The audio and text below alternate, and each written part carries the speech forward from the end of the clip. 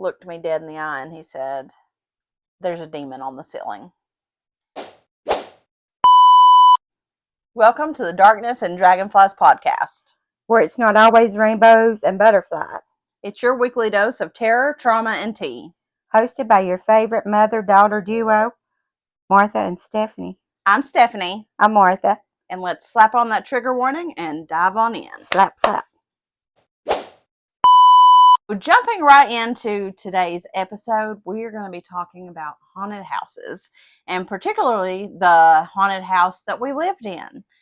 I guess you could say that prior to everything we experienced, we weren't necessarily believers or non-believers in haunted houses and things of that nature. We'd seen a lot of stuff, but we had never, put much thought into being inside of a haunted house. But I would say that our opinions have now changed, wouldn't you? We did not think it would happen to us, but No. it did.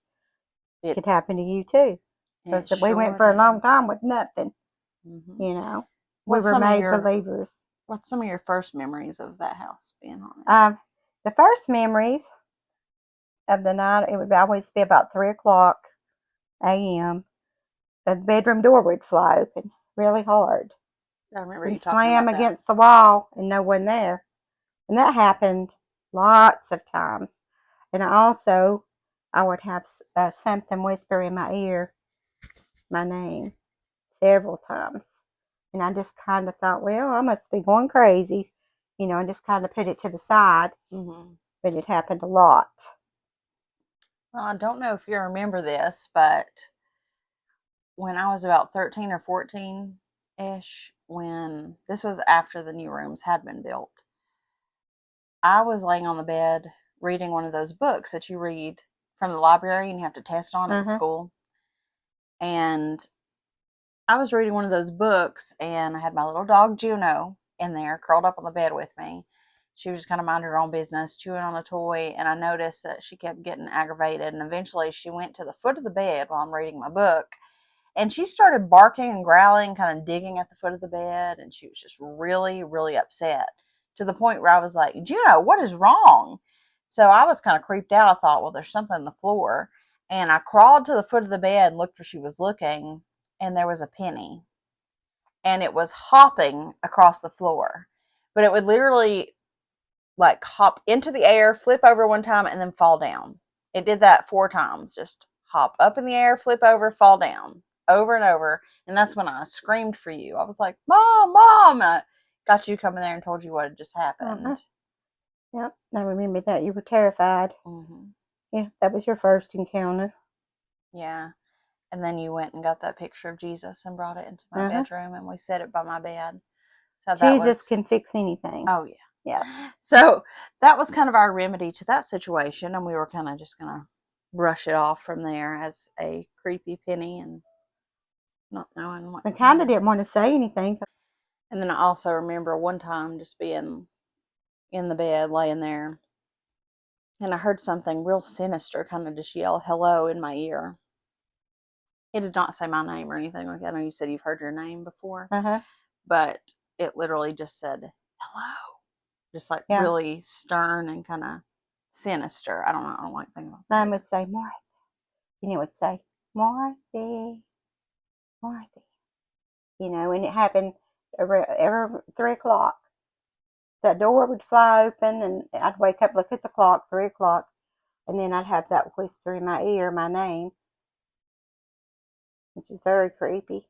It was letting us know it was there, I guess. But still, at that point, I just thought, I think I'm losing my mind, Yeah. I think I'm imagining things. Especially, we hadn't really had much happen, Yeah. If you backtrack when it all first started, we didn't even know much about the paranormal or hadn't talked about the paranormal. And I thought, I'm just going to say it's my imagination. It was something more you saw and in not movies. Say nothing, So we didn't say anything till later. But now we want to say a lot. There is so much we can say on this topic, and I'm trying to kind of just give you guys a little rundown of how it started, and then you'll kind of see the progression throughout different episodes and stuff.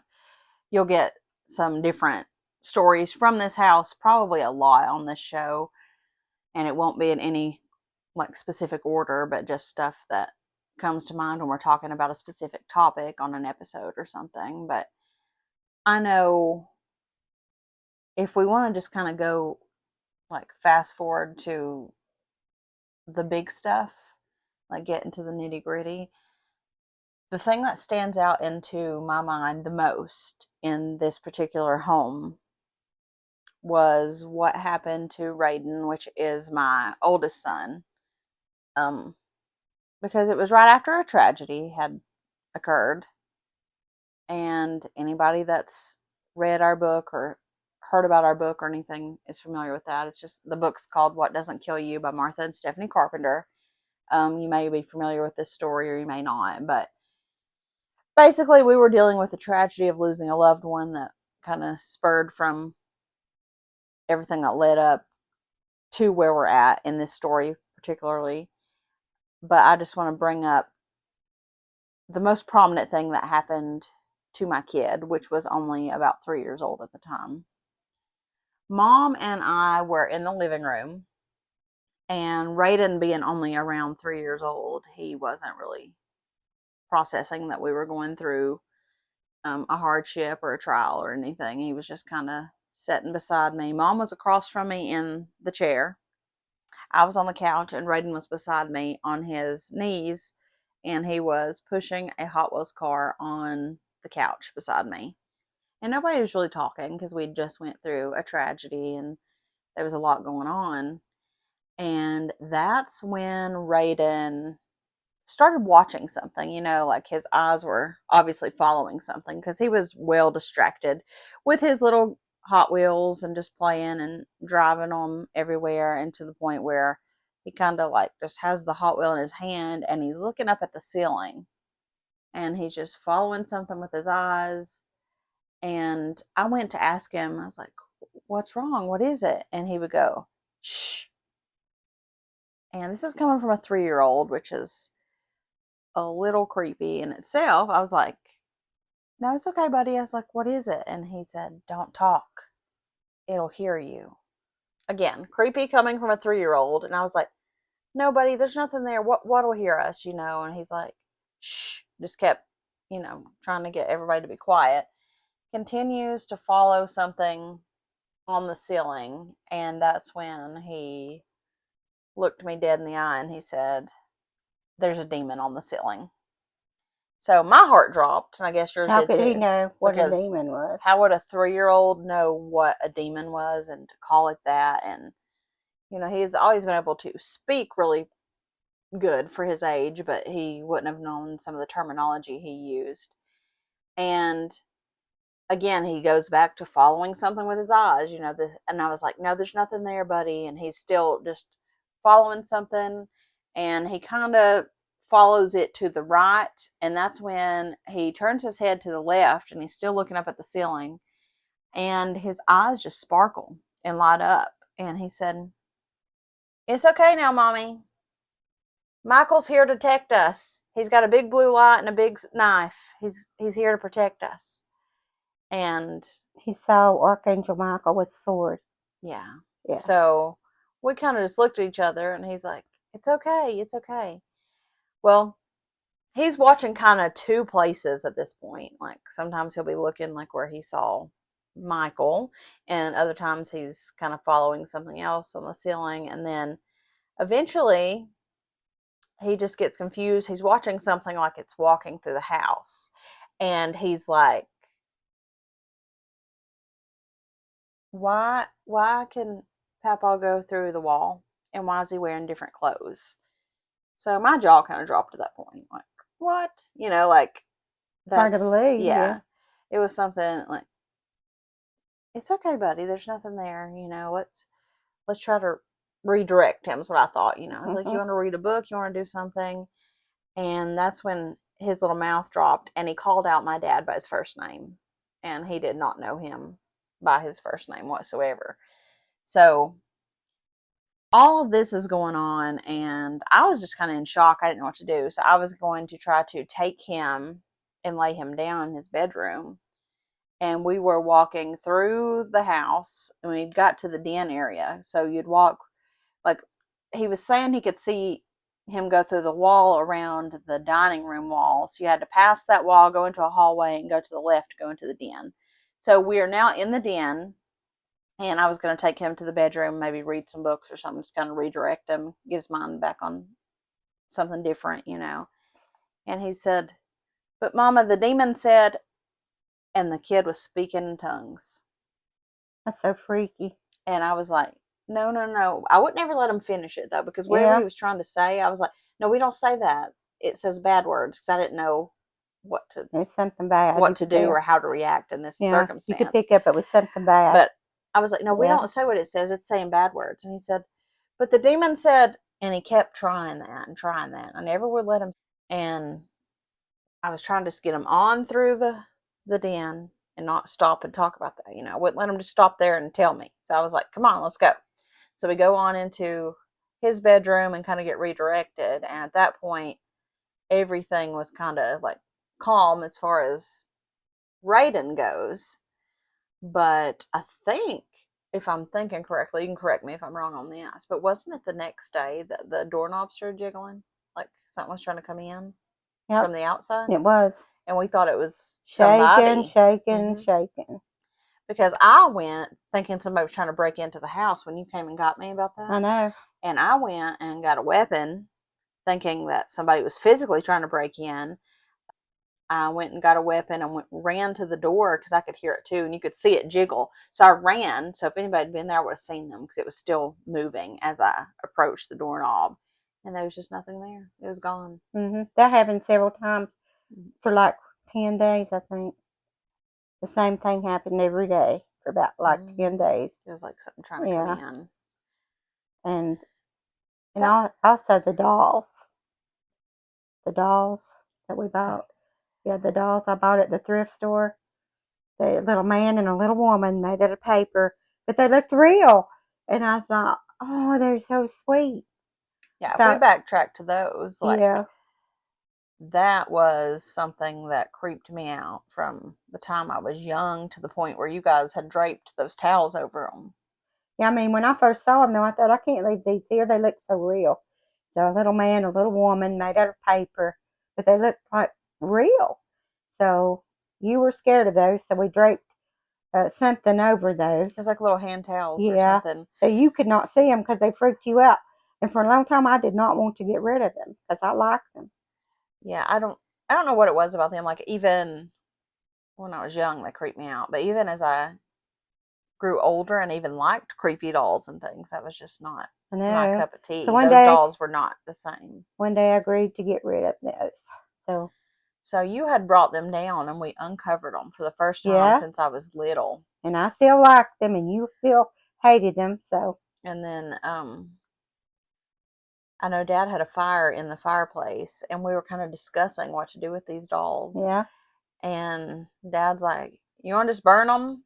And we'd gotten the paranormal equipment out just because it was just ironic that I was the still scared of obelisk. them. Yeah. Yes, And it's a communication device that is experimental for allowing things of the paranormal realm to communicate it through a word bank. And it kind of uses energy to manipulate what word it's wanting to produce. And sure enough, the second that he says that we could just burn them, it said, "Don't burn us." now please don't burn us. And it creeped some other people out in the room to the point where they wanted to leave. Uh-huh. And we decided against burning them because they did ask nicely. So I threw those in the trash, Mm-hmm. and then I started to walk through the hall. Something pushed me into the wall and knocked me down. Yeah, I Yeah. forgot all about that little snippet of information, Yeah, but I thought we should tell that story because, I got knocked down, but I did haul mm-hmm. those dolls off to the trash. Hauled them off with the Wonder if somebody trash. else picked them I don't up. know, but I'll never get nothing like that and bring it home again. Never. Try, there was a lot of things happen, along with the Demon and Michael situation, like afterwards, that we'll touch base on, throughout Oh, yeah. our journey. Um, I know even the animals that would come into the home would freak out Yeah. for a while. We had the cabinets and stuff shaking, We had trying to open. pictures moving, like falling off the wall. I remember Yeah. that. And do you remember the crying lady? Yeah. I was totally alone one day. And I mean, it was total silence. And I started hearing this lady weeping, just weeping and weeping very loudly. So I searched the house and no one. But you could hear this lady just sobbing. Oh, I heard it. Yeah, So did sobbing Braden when and he was little, sobbing. because he Yeah, asked why the lady was crying. I He'd heard it a know. It couple was really like times. terrible sobbing. And I thought like somebody was crying in the house on several occasions after Yeah. that, because I'd take off running into the other room. There'd be nothing Uh-huh. there. So And do you you remember? heard it, I heard it, Yeah. Raiden heard it. Do you remember that time that uh, little Paul was like 3 years old and his eyes got real big and he started pointing and he said these shoes walked all the way across the floor and they were sitting in the middle of the floor, by themselves. Mm-hmm. That was a little boy that saw that. Yeah, I know the shoes originated from about the sliding glass door, and then when Mm-hmm. everybody looked, they really were in the middle of the Middle of the room, and he was floor. hiding under the table, telling everybody that the shoes walked by themselves. Uh-huh. That was another thing that happened. And then another thing with Raiden, do you remember his sharp bubbles incident? Oh yeah. Yeah. That story itself, I don't know why, still terrifies me. He can't really remember exactly what he was seeing, but this was, a little bit after the demon and archangel situation, but he was like literally having a panic attack, and I was like, "What's wrong, buddy? What's wrong?" And I went to stand up to go comfort him, and he started screaming, "No, no, no! Don't step on the short bubbles; they'll bite you." I was like, "The what?" And he said, Mm-hmm. "There's sharp bubbles; they're everywhere." And I forget. He said the blue and the purple were good, and then the red and the yellow. I don't remember exactly Yeah. the color He said the red and the black were situation. bad. And he said that they were fighting all around me, and that you couldn't step on them because they would bite you, and they were like glass bubbles. They were sharp, so if you stepped on them, he thought they could hurt you. And he said they were constantly fighting around him. He talked about those for years. Like, I think it was like 2 years before he ever kind of just quit mentioning them. But he's had a lot of experiences that all originated from that house out there, and that's some of the most prominent. That's where I want to bring up, like, I don't know, there's just too much. We could Oh never yeah, there's a even. lot. But during that time of the bubble things they were seeing, they were real. He was real scared one day, so I said, I'll say a prayer, protection. So I started praying to Jesus, and they both said, Braden and Paul both said that while I was praying, the room filled up with yellow gold lights, and ran the bad ones off. Mm-hmm. So they asked me several times to say a prayer, and every time they'd say the yellow gold ones came in and ran the black and the red ones off. So that was interesting. Oh, yes. I don't know. There's definitely something that's going on there. I think bigger than we'll ever even imagine and Oh, I comprehend. know that we're believers now, but we're Oh, not yeah, afraid. most We're definitely. not afraid at all. You don't have to Um, be afraid either. no, we survived, so you can too. Yes. But that was a lot of the like most memorable moments in the home. If without telling the whole story from Yeah. the other Yeah. things right now that we're saving for some more episodes and different things, but that was some of the bigger things we wanted to touch base on, and then just kind of offer to you guys, like, if you have any stories or anything you want to share on this show, whether it be through us, like us telling the story, or you coming on the show, you can always let us know, and we'll gladly share yours as well, because we're going to have a lot of stories here from our area and personal stories, but we're also going to incorporate a lot of you guys' stories and experiences you've had. It doesn't matter where you experience them at. If you want to share them here, like I said, we're going to be a safe space for everything, for Yeah. everybody. So if you have anything you want to share in this aspect or any other aspect for that matter, you can just reach out to us and we'll get you either on the show or we'll tell the story on like on your behalf for you, and you can either remain anonymous or we can shout you out or however you want to do that. But there's going to be a lot of stuff come forward. I'm working on some lists. I know looking back, I was like, people were going to think we're absolutely crazy and like, how are these people still alive? Because all the stuff that we share is I know, but like if we can crazy stuff. survive it, you can survive anything. Oh, I know. Yeah, we want to let our audience know that we want to talk about more than the paranormal. We want to talk about a lot of life's topics. Oh, yeah. And they can let us know. Please let us know things you would like to hear. Mm-hmm. Topic requests are always topic requests. Always and good. We will do those. And if you've already sent us a request, it will be documented, and eventually when it fits into the right episode and stuff, you'll hear it brought up, I'm sure.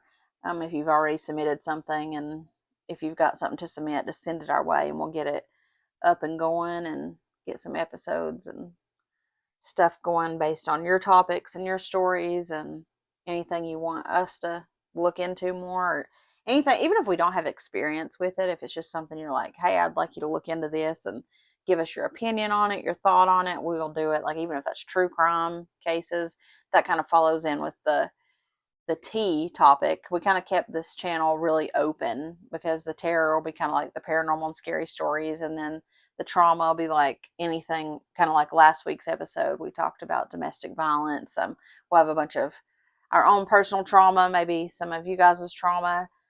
And tea can just be anything. If you different think topics that it you can want be to funny, hear about. sad, Oh yeah, we're anything in between, like anything you want to hear, just shoot it our way and we'll get it up and going. Um, because I don't know how much we've told you guys about some other things that we're working on. I know we always tell you guys, if you want to find our book and you haven't already read it, or you want to try to read it or kind of get a aspect of where we came from and how we ended up here. It's called What Doesn't Kill You by Martha and Stephanie Carpenter. You can find it on Amazon, Audible, depends on what kind of format you want it. You can get a paperback, you can download it on your Kindle, for instance, or you can just listen to it as an audio book. However you want to do it, it's up and available, or we can send you a link if you can't find it, if you have trouble. But that book has been written into a screenplay. We don't know exactly which route we're going with everything just yet, but our screenplay is completed, which is a huge step in the right direction, because the screenplay is ready and now we're just kind of going to be moving to the production side of things. So the movie is written, we're just waiting to let everything else fall into the correct place and time, to get that up and going. But have we told them what it's called, or should we wait on that? Or I don't know, but it was a shout out to David Martin. Mm-hmm. Did a wonderful job creating the screenplay. Yes, that's our screenwriter. And the title of the screenplay thus far is It's in the House. So that's something else. They've made our life into an actual horror movie, which I don't know if that's really considered a flex or not. A lot of people's like, oh, my life should be a movie. Well, ours ended up being turned into a horror movie. So we just did it though, hoping to reach out to other people. Yeah. To help other people is the only reason that we felt led to do it. Yeah, it's kind of like why we share all of these stories, is kind of just to be that safe space for everybody and help people find a relatable place to be, or, just an escape from reality, even if it's temporarily. Just to get your dose of dark humor or survival or whatever you're needing for that day. We hope to just be that bridge and that. Yeah. And and to let you know, no matter what you go through, you can come out the other side. Be happy. Be strong, be happy. It's possible, because we're living proof that it's possible. Yeah, there's always light at the end of the tunnel. Just some tunnels are a lot longer than others, and it may seem like a long walk, but as long as you keep going, there's going to be light. You'll end up coming into the light. God will help you through.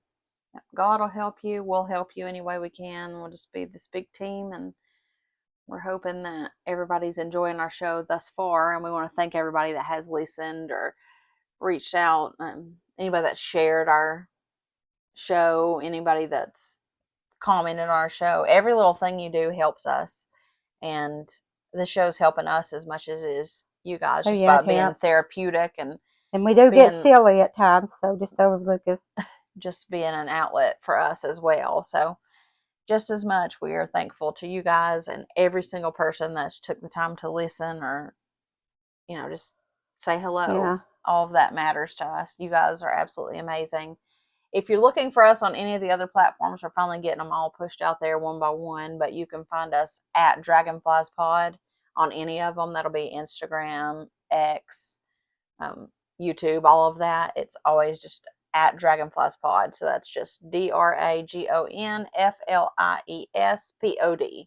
So that's how you can find us in all the outlets. And if you want to reach out to us on any of those, or if you want to reach us directly by email and submit a story or a request, that's just the letter D as in dog, the word and then another D as in dog, pod at yahoo.com. So dndpod at yahoo.com. So I think that's what we're going to touch on today as we work on some more stuff. I'm going to eventually be working on our little studio and everything, hoping to get that put together. I've got some of the stuff ready. So hopefully we'll have everything up and going. I know we've got all of the other stuff to start pushing out. So we just want to thank you guys so much yeah, for being here and let you guys know that you are so loved. You're not alone, and we are always just a message away. yeah. And let us know maybe what you would like to hear about next week. That would be nice. I have a shout out to Jean Ball and Miss Lynn. Shout out to you. And guys, stay strong like a dragonfly. Fly high, guys. Thank you. And my shout out's going to go to my little niece, Brittany. I love you, girl. All right, we Love will y'all. see you guys in the Thank next you. episode, and we love you guys so much. See you then. Goodbye.